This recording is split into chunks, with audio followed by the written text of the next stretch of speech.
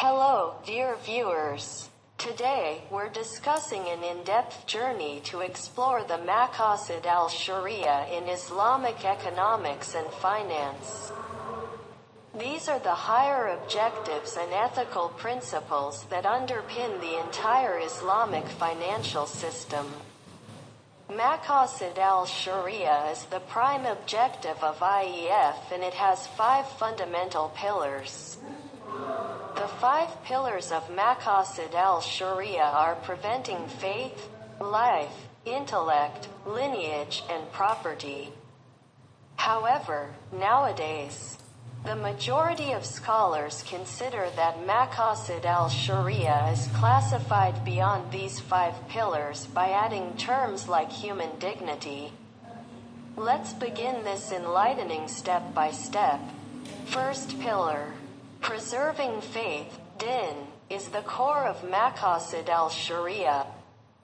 Islamic economics and finance aim to ensure that financial activities and transactions are conducted in a way that upholds the principles and values of Islam, fostering a deep connection between spirituality and finance. Second pillar, preserving life, nafs, is a broader perspective that reveals preserving life, nafs.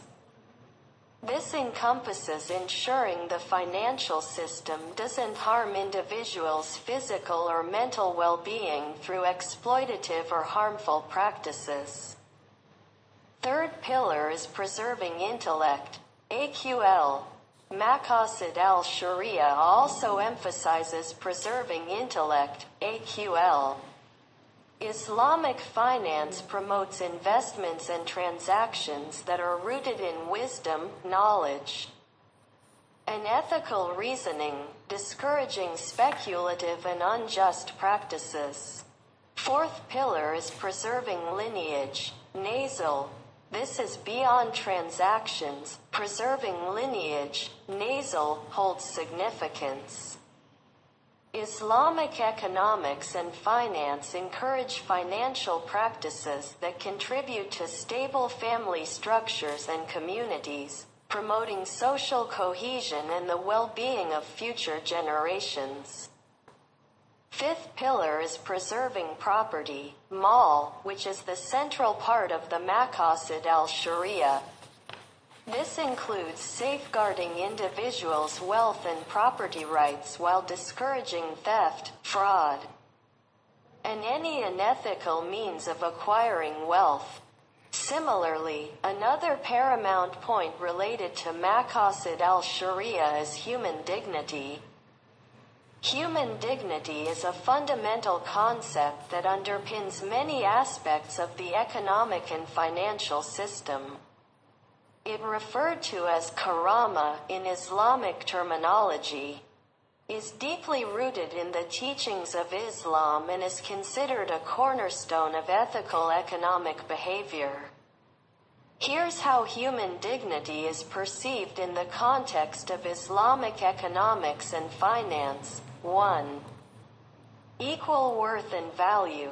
Islamic economics emphasizes that all human beings, regardless of their socio-economic status, race, or nationality, possess inherent dignity and are equal in the eyes of Allah.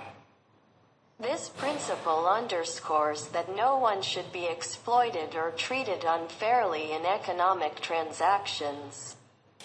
2. Social justice. Islamic finance and economics are built on principles of social justice. Ensuring that people's basic needs are met and that they have access to essential resources is seen as a way to uphold human dignity. This includes providing for the poor and marginalized through mechanisms like zakat, charitable giving, and interest-free loans, Qard al-Hassan. 3. Fair and ethical trade. Islamic economics promotes fair and ethical trade practices. Exploitative practices, fraud, and deceit are strictly prohibited. as they go against the dignity of individuals and harm society as a whole. 4. Economic participation. Islamic finance encourages economic participation and entrepreneurship. Providing individuals with the opportunity to earn a livelihood and engage in economic activities is seen as a means to uphold their dignity. 5. Prohibition of exploitative practices. Practices that exploit vulnerable individuals, such as usury, riba, are prohibited in Islamic finance. These practices are considered degrading to human dignity and are seen as unjust. 6. Consumer protection. Islamic finance includes provisions for consumer protection, ensuring that consumers are treated fairly and ethically in financial transactions. This safeguards their rights and dignity as consumers. 7. Ethical investment. Islamic finance encourages ethical and socially responsible investments. Investors are expected to consider the impact of their investments on society and the environment, aligning with the principle of preserving human dignity. 8. Debt relief and charity. In times of financial distress, Islamic finance allows for debt relief and charity to protect the dignity of individuals who may be struggling financially. 9. Employment rights.